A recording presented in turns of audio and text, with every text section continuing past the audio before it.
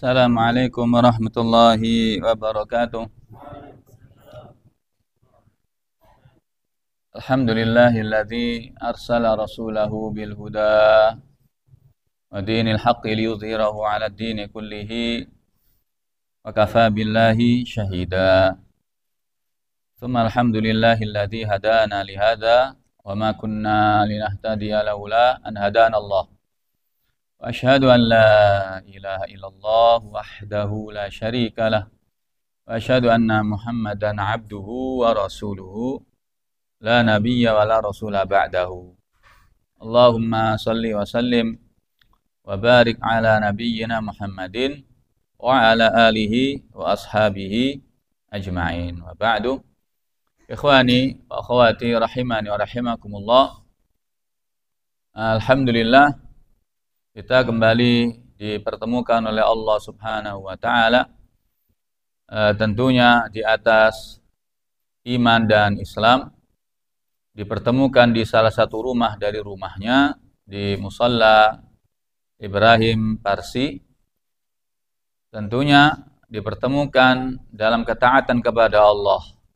Kita ruku dan sujud berjamaah kepada Allah Subhanahu wa taala, melaksanakan perintahnya warka'u marraki'in.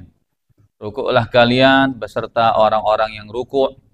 Maksudnya ini adalah perintah untuk sholat berjamaah. Dan alhamdulillah kita telah menyelesaikan sholat Isya secara berjamaah. Dan tentunya ini adalah kenikmatan yang besar dari Allah Subhanahu wa taala yang diberikan kepada kita semuanya, yang belum tentu didapatkan oleh saudara-saudara kita yang lainnya.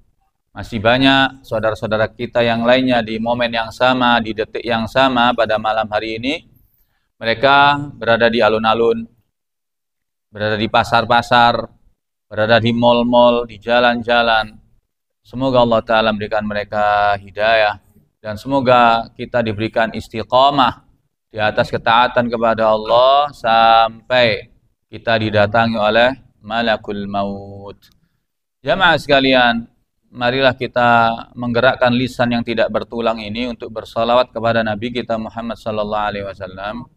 Allahumma salli wa sallim wa an'im ala nabiyyina Muhammadin wa ala alihi wa ashabihi wa azwajihi wa man tabi'ahum bi ihsan ila yaumiddin. Jamaah sekalian, beberapa waktu yang lalu kita telah sedikit mengupas tentang fase kehidupan manusia. Kita ini dihidupkan oleh Allah Subhanahu wa taala berfase-fase, ya. Sebagaimana kita jelaskan kepada Anda semuanya, wallahu khalaqakum min dha'fin thumma ja'ala min ba'di dha'fin quwwah thumma ja'ala min ba'di quwwatin dha'fan wa syaibah. Allah menciptakan kalian dalam keadaan lemah. Nah, ini adalah kita fase berada di fase bayi. Wallahu akhrajakum min butuni ummahatikum la ta'lamuna syai'ah. Allah lah yang mengeluarkan kalian dari perut ibu kalian tidak mengetahui apapun. Ya, tidak bisa berbuat apapun. Wa ja'ala lakumus sam'a wal absara wal af'idata la'allakum tashkurun. Kemudian Allah berikan perangkat kita, perangkat pendengaran, penglihatan, hati, agar kita bisa bersyukur kepada Allah. Naam, fase bayi, kemudian kita menjadi kuat, remaja, dewasa, kemudian pasti kalau diberi umur panjang oleh Allah Ta'ala akan menemui fase tua, wa syaibah, dan beruban rambutnya.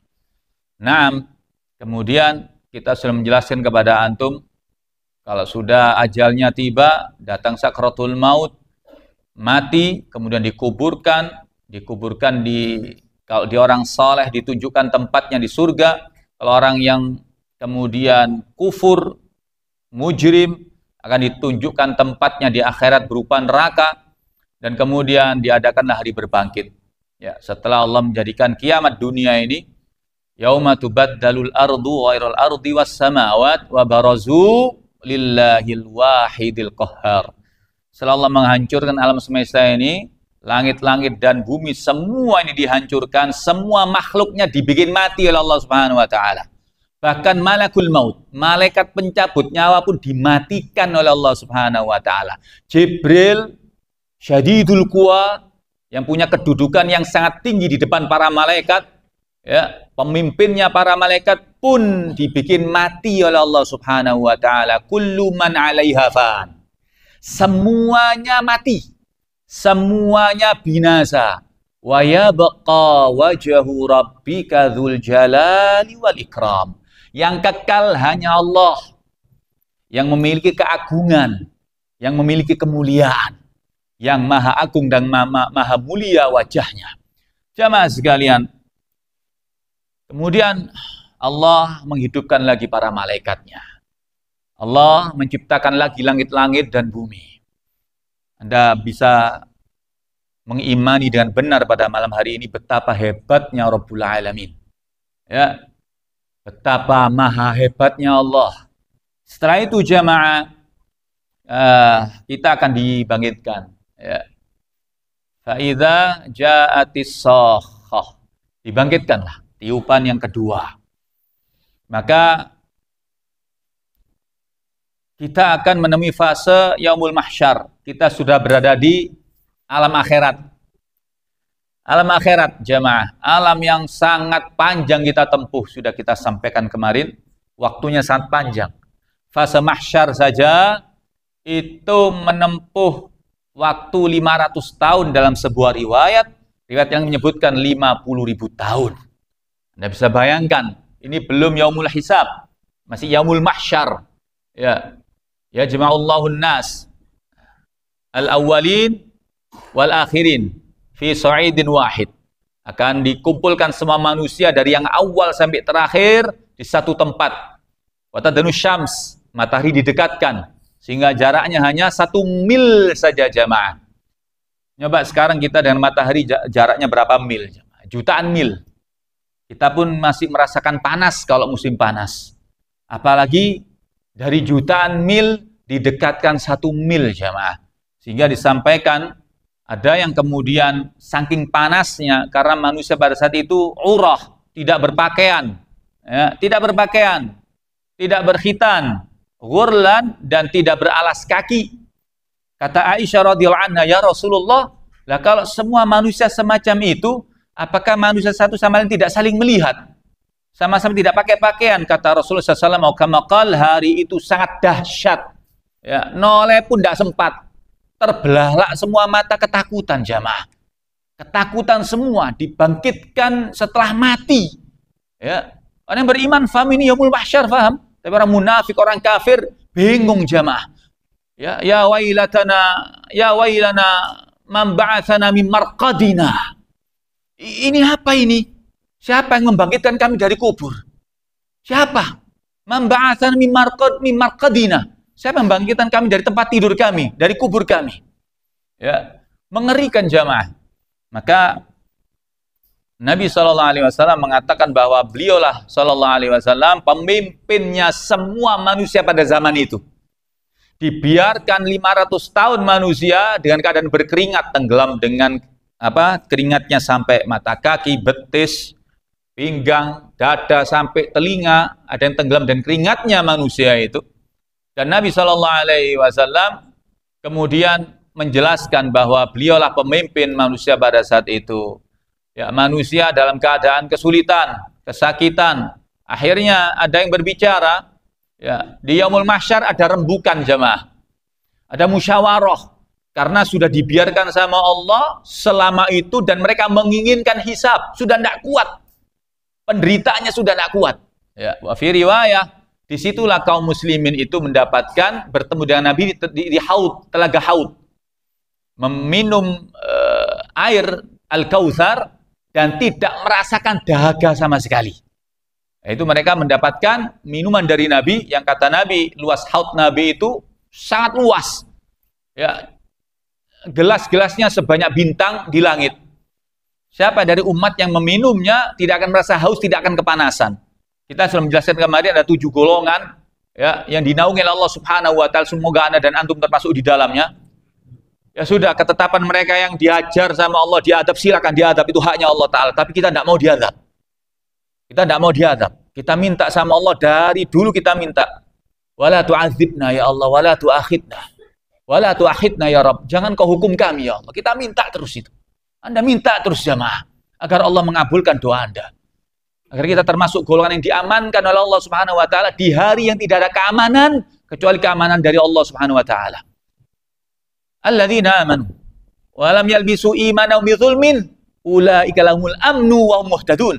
Orang yang beriman dan tidak mencampur adukkan keimanannya dengan kezaliman. Ya, Nabi menjelaskan, inna syirka la dzulmun azim. Kezaliman di sini adalah kesyirikan. Orang yang beriman istiqomah dengan imannya. Innalladzina qalu rabbunallah tsumma istaqamu. Dia konsisten dengan imannya. Tidak pernah berbuat syirik sedikit pun kepada Allah. Ya, imannya tegak lurus. Maka orang semacam ini mendapatkan keamanan dari Allah Jalla wa'ala.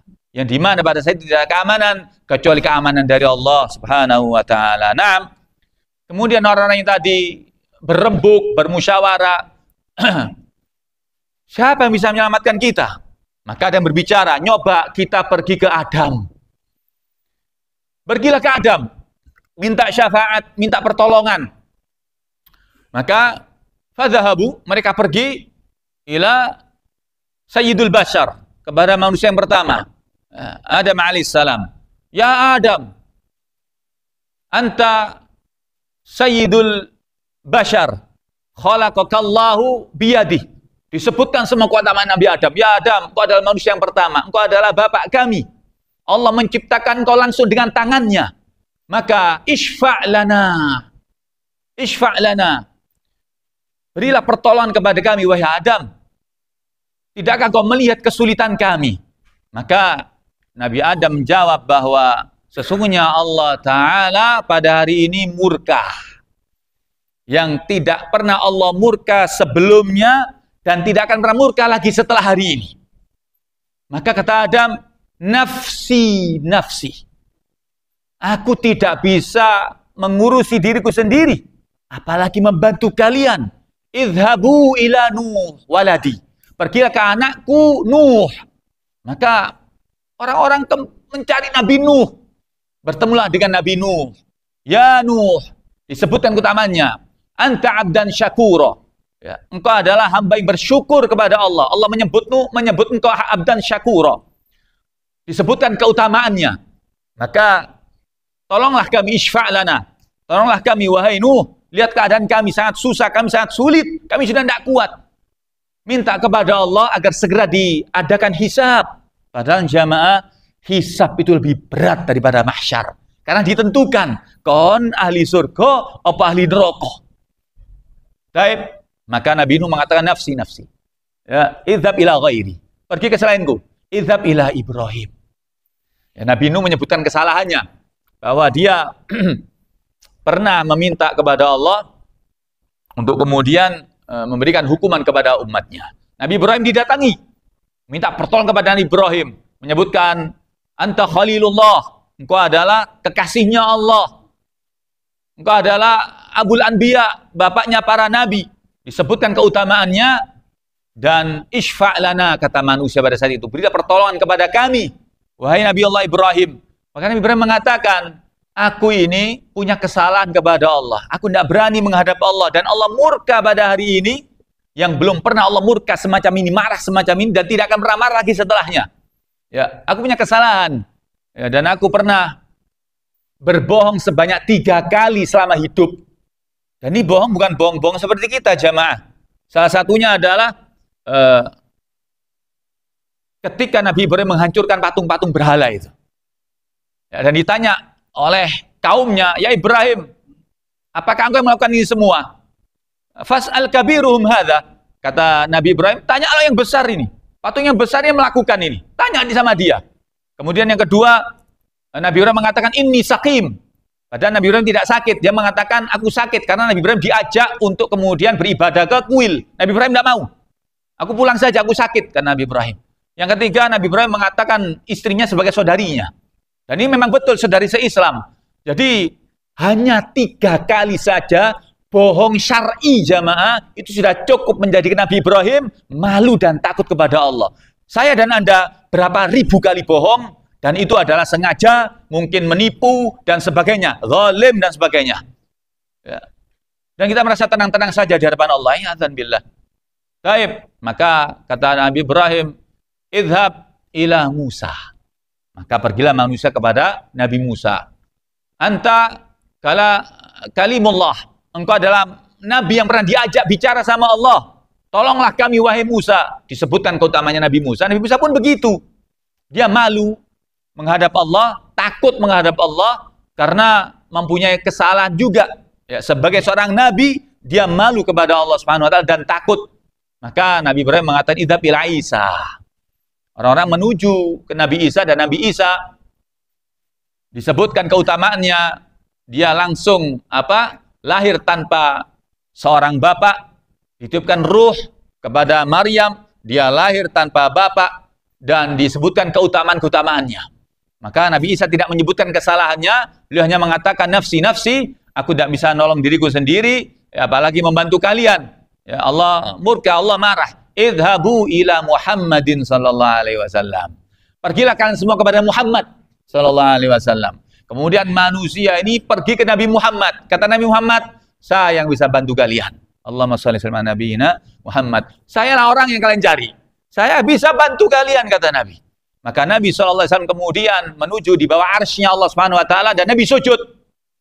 Sujud, Nabi mengatakan, ketika aku sujud, aku diajarkan oleh Allah Ta'ala pujian-pujian untuk memuji Allah yang belum Allah ajarkan kepada semua makhluknya, hatta Jibril alaihissalam.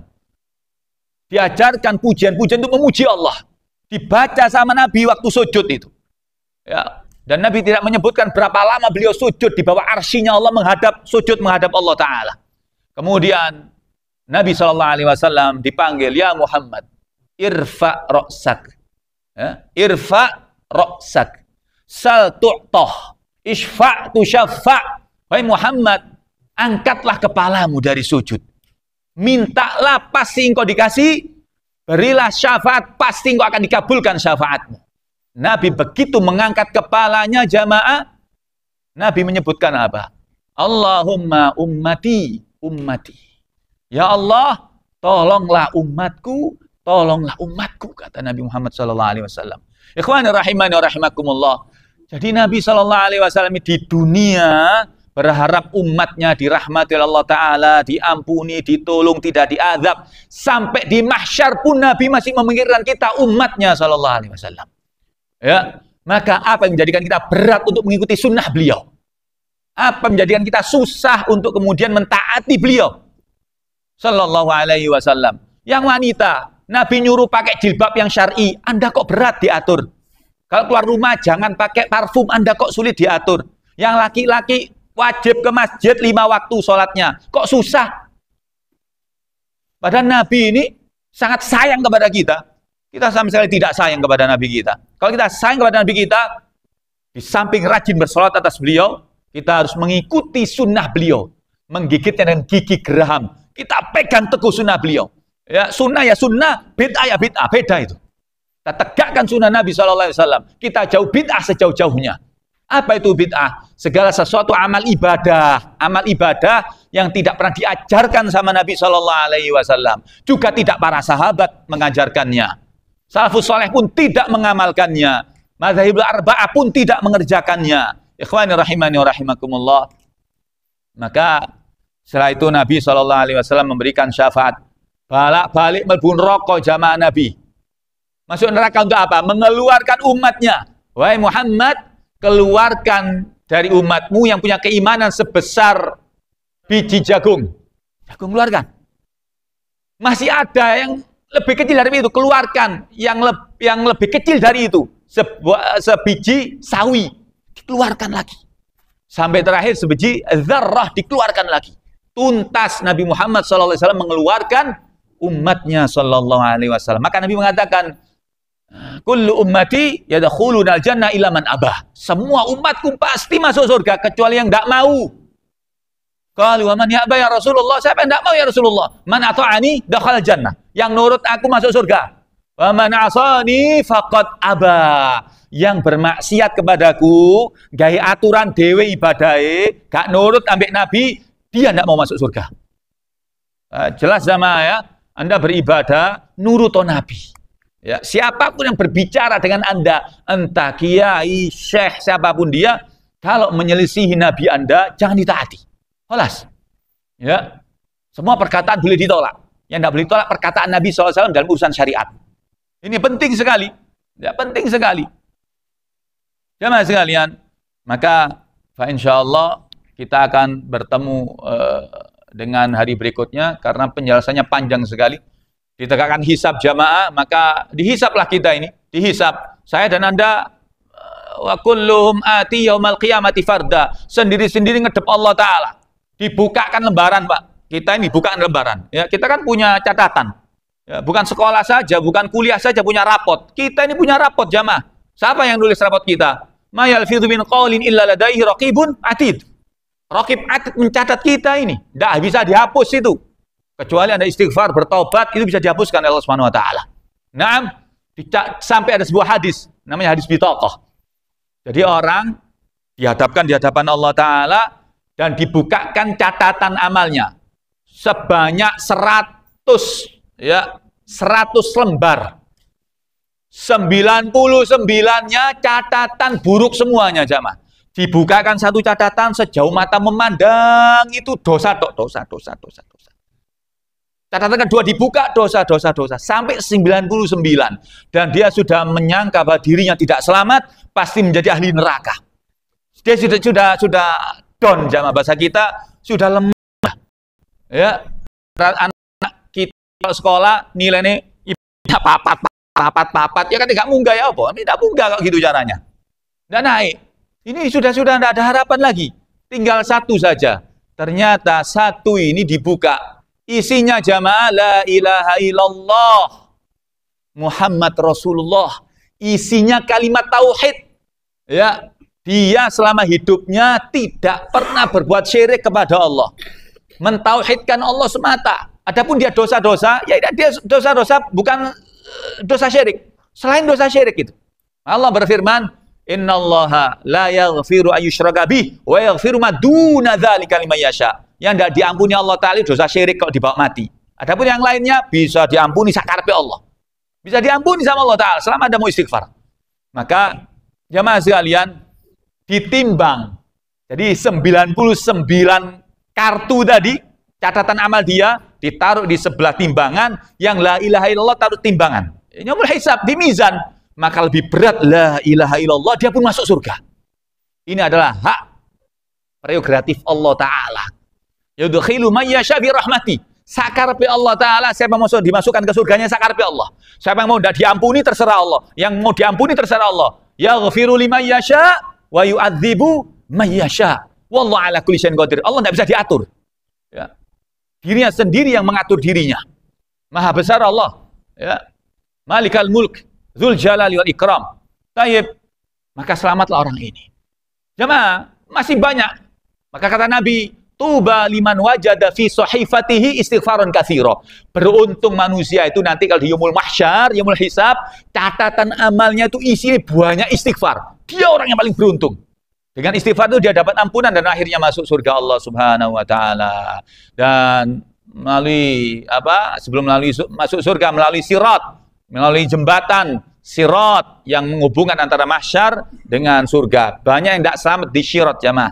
Sirat itu banyak yang tidak selamat karena di bawah sirat ini neraka jahanam. Kata Nabi, dari neraka jahanam ini keluar kait-kait kayak patek jamaah gede-gede. Siap mengambil siapa yang berjalan lambat di atas sirat itu. Maka kata Nabi, ada yang berjalan sirat di atas jembatan itu secepat kilat. Sudah sampai itu, depan pintu surga. Ada yang seperti kendaraan tercepat, ada yang berlari cepat, ada yang berlari sedang, ada yang berjalan, ada yang merangkak. Ada yang merangkak. Abdurrahman bin Auf, kon kok melewat sirat merangkak, kata Nabi SAW. Drodok Abdurrahman bin Auf radhiyallahu anhu. Karena hartanya dia banyak. Hartanya dia banyak. Setelah dapat nasihat dari Nabi, dia vulgar sudah, all out dalam membelanjakan hartanya di jalan Allah Jalla wa'ala. Artinya hisab itu berat jamaah, hisab itu berat sekali. Ikhwani rahimani wa rahimakumullah. Sekali Abdurrahman bin Auf, sahabat Nabi yang utama, ya, yang dijamin masuk surga saja, diingatkan sama Nabi Sallallahu Alaihi Wasallam. Apalagi kita ini. Taib, insyaallah kita sampai di bab tentang jannah dan nar di pertemuan berikutnya. Walafu minkum, agak sedikit berkepanjangan. Semoga bermanfaat. Aku qouli hadza wa astaghfirullah li wa lakum kafaratul majlis. Subhanakallahumma bihamdik asyhadu an la ilaha illa anta astaghfiruka wa atubu ilaik. Assalamualaikum warahmatullahi wabarakatuh.